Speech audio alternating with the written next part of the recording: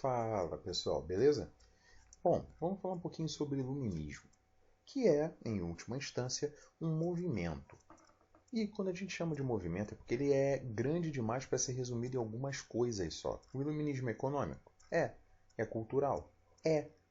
É científico? É. Então eu não posso falar sobre o iluminismo como se fosse uma coisa só.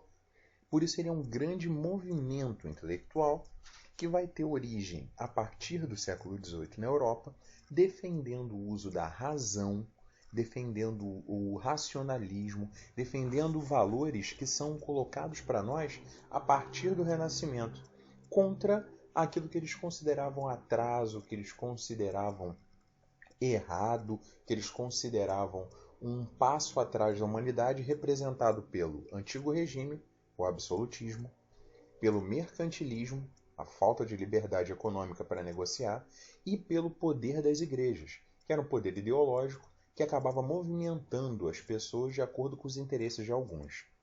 Bem, o iluminismo em si acaba fazendo com que ele surge na França do século XVII, começa a definitivamente substituir o teocentrismo pelo antropocentrismo, de fato, e a ideia era iluminar a humanidade contra as trevas em que ela estava. Eles defendiam liberdade de pensamento, eram contrários a pensamentos dogmáticos, ou seja, de verdades absolutas, verdades que não podem ser contestadas, e ao próprio absolutismo em si.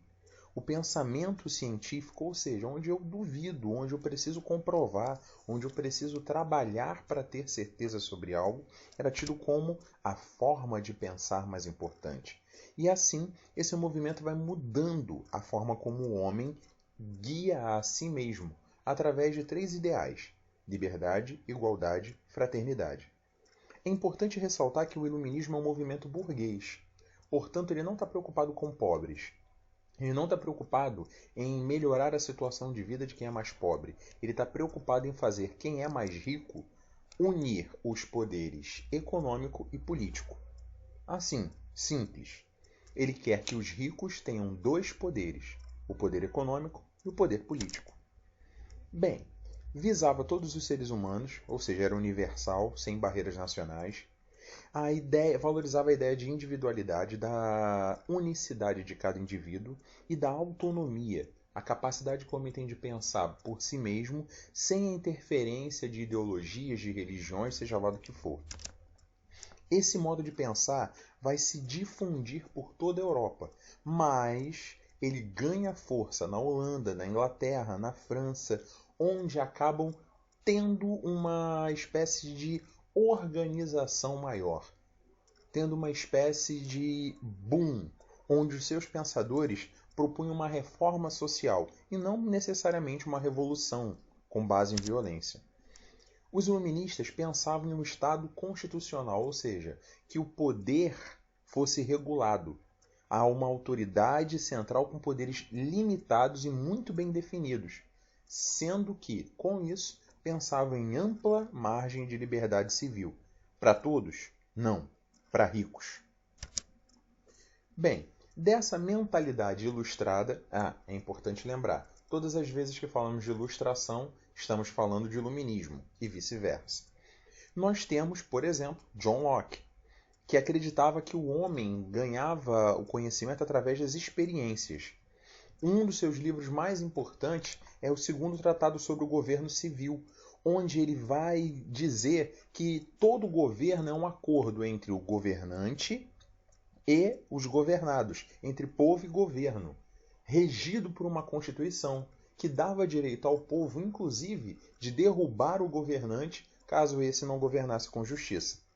Não é novidade dizer que Locke pagou um preço muito alto por ter tentado imprimir um pensamento tão revolucionário. Nós temos Voltaire, que defendia a liberdade de pensamento. Tem uma frase dele que é muito interessante, que ele fala: eu posso não concordar com nada do que você disser, mas eu vou defender até a morte o seu direito de dizer. É bem interessante a gente parar para pensar, defender até a morte o direito de dizer, desde que não fosse religioso. porque ele é o autor também de uma outra frase bem interessante, que é: vamos enforcar o último rei com as tripas do último frade, no qual ele tem uma charge, até um tanto quanto violenta. Ele elogiava a ideia de liberalismo inglês, mas ele criticava o conceito de absolutismo, de intolerância. Ele combatia o fanatismo religioso. A ideia era, de alguma forma, fazer com que as suas ideias passassem adiante como uma crítica ao modelo absolutista, a tradições baseadas em dogmas e a religiões limitadoras da liberdade humana. Temos Denis Diderot, responsável pela enciclopédia, onde há uma grande ideia, ou melhor, uma grande soma de ideias de novos escritores, desde conceitos matemáticos a conceitos filosóficos. E por isso a sua obra acaba sendo proibida de divulgação em várias oportunidades. Jean-Jacques Rousseau, onde ele pensa a ideia de um Estado democrático que garanta a igualdade para todos. É importante notar o contrato social do Rousseau, onde ele, diferente do Locke, não pensa a individualidade, não pensa a sociedade pautada pelo direito de posse. Ele fala que a posse ela corrompe o homem e a sociedade viciada em ter corrompeu o homem. Rousseau, ele pensa que o homem é naturalmente bom. E por ser naturalmente bom, a ideia de posse é uma ideia corruptora. Vão me perguntar, mas e o primeiro homem? A primeira pessoa? Ele dizia que se a primeira pessoa que disse isso é meu tivesse sido morta, nós teríamos poupado o mundo de infinitas desgraças e guerras. Aí perguntarão, quem corrompeu o primeiro corrompido, já que é necessária uma sociedade? Ora, a própria vida em sociedade, quando ela se estabelece para Rousseau, é uma fonte de corrupção, porque ela leva alguns a tentarem ter mais que os outros. Nessa situação, ele tem ideias que são seguidas por Robespierre e outros líderes da Revolução Francesa. É importante lembrar que a sociedade, para Rousseau, ela é um conjunto que precisa de harmonia. E essa harmonia é desequilibrada pela posse. Nós temos Montesquieu com a sua grande obra O Espírito das Leis, onde ele vai defender a divisão em três poderes, executivo, legislativo e judiciário. Ele também vai ter uma obra sátira chamada Cartas Persas, onde os costumes e instituições são colocados em xeque. Mas para a gente falar bem dele mesmo, o Espírito das Leis é o mais importante, porque mostra o quanto as formas de governo podem ser usadas para o bem, desde que os poderes sejam equivalentes, ou seja, um não esteja sobre os outros. O nome dele, que era um nobre, era Barão Charles de Secondat. Ele é considerado um dos mais brilhantes filósofos do seu tempo. Bem, outros que são importantes para a gente falar. David Hume, que é um empirista basicamente ligado a um modelo ceticista radical. Ele vai refutar, ou seja, ele não acredita nesse princípio de casualidade, casualidade, não causalidade. Casualidade é o acaso, causalidade é causa e efeito. E aí o que acontece? Ele não acredita na casualidade, ou seja, no acaso em si. Vai defender o livre-arbítrio e a dúvida radical, o ceticismo. Duvide, procure ter pequenas certezas, observe, organize, pense para depois se estabelecer algo mais organizado e real. Temos Adam Smith, defensor do liberalismo econômico, a ideia de laissez-faire, ou melhor, o modelo pensado no livre mercado, sem intervenção do governo. Immanuel Kant, que vai unir o empirismo e o racionalismo, fazendo com que nós tenhamos novos modelos epistemológicos, ou seja, de conhecimento ético e metafísico. Nós temos Benjamin Constant, que vai defender a ideia de liberdade individual. E aí a gente pensa, com essas ideias, com esse modelo de enciclopédia, essa concepção científica das intelectualidades, nós vamos ver os chamados economistas liberais, que pregavam o fim do Estado na vida particular dos indivíduos, na vida pública. E aí a gente começa a entender o conceito de igualdade, liberdade e fraternidade. Vamos pensar assim: igualdade, ou seja, isonomia, a ideia de que todos são iguais perante a lei, para combater o absolutismo.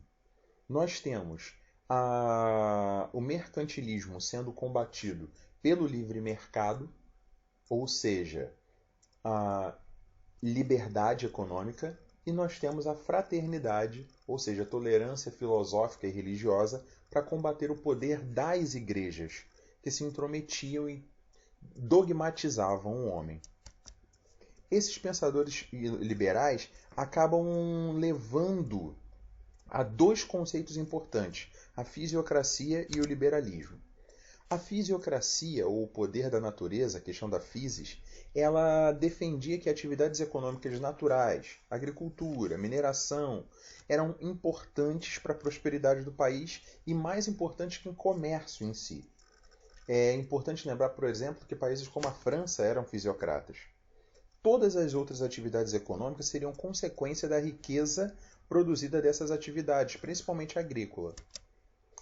Nós temos Vincent Gournay, que é o autor do Laissez-faire, Laissez-passer, o mundo vai se dar por si mesmo, a ideia do deixe fazer, deixe passar. Nós temos o Adam Smith, pai da teoria econômica moderna, que o trabalho era a fonte de riqueza, que sem interferência do governo a economia se regularia sozinha, coisa que a gente vê que está muito longe da realidade quando nós olhamos a crise de 29 e a crise de 2008. Temos bons pensadores também em John Stuart Mill, economista, filósofo, pensava em limitação do crescimento populacional, a ideia de cooperativas para evitar certos efeitos do capitalismo. Mas o problema é que ele fazia com que os trabalhadores vivessem uma vida muito miserável para sustentar o modo de vida burguês. Precisamos lembrar que o iluminismo é um movimento burguês. Nós temos Thomas Malthus, a teoria malthusiana, onde fala sobre a progressão geométrica, que é o que a população segue, ao contrário da produção de alimentos, que segue uma progressão aritmética, e isso faria com que o mundo entrasse em colapso. Então ele defendia o controle de natalidade. Hoje, com as inovações tecnológicas, nós já produzimos mais alimento do que conseguimos comer. Portanto, a fome é uma questão moral e não econômica. Isso leva ao despotismo esclarecido, ou seja, nós temos reis que pegam parte do discurso iluminista e o usam para seu próprio benefício. Isso vai levar a que alguns países na Europa se caracterizem por tentar adaptar partes que eram interessantes para eles do iluminismo em si. Desses países, nós temos algumas estruturas mercantilistas baseadas em sociedades pouco diversificadas, sem muito capital, mas com algumas pessoas que conseguiram fazer algum trabalho por isso. Na Áustria, nós temos José II, Rússia Catarina II, Prússia Frederico II e, importante para nós, José I de Portugal, orientado pelo seu ministro Pombal, que vai combater, de certa forma, o excesso de influência inglesa na economia de Portugal, fazendo com que Portugal tenha uma maior autonomia de pensamento. No seu período de governo, José I vai permitir uma série de liberdades, inclusive fazendo com que no reino todo, toda a extensão do reino de Portugal, não só na Europa, bem como nas suas colônias, a igreja tivesse menos liberdades. Nós temos Carlos III na Espanha, mas esse período vai acabar passando. E nós vamos ver novamente a Inglaterra, posteriormente os Estados Unidos e outros países fazendo uso desses modelos de pensamento ligados ao liberalismo econômico para assim se impor sobre outras nações. Valeu, pessoal. Até mais.